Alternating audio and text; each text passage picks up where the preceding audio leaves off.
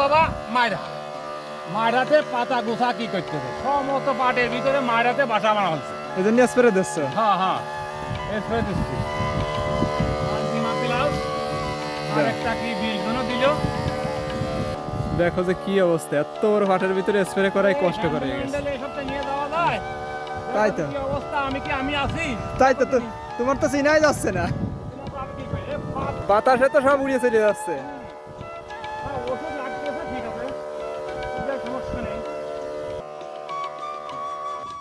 চৈত্র মাসের পয়লা এই পাটগুলা অনেক বড় হয়ে গেছে। মাইরাতি পাটের পাতা সাইড দিয়ে এক জায়গায় করে ফেলতেছে, একবারে একসাথে লাগাই ফেলতেছে, এই কারণে স্প্রে ব্যবহার করতেছে।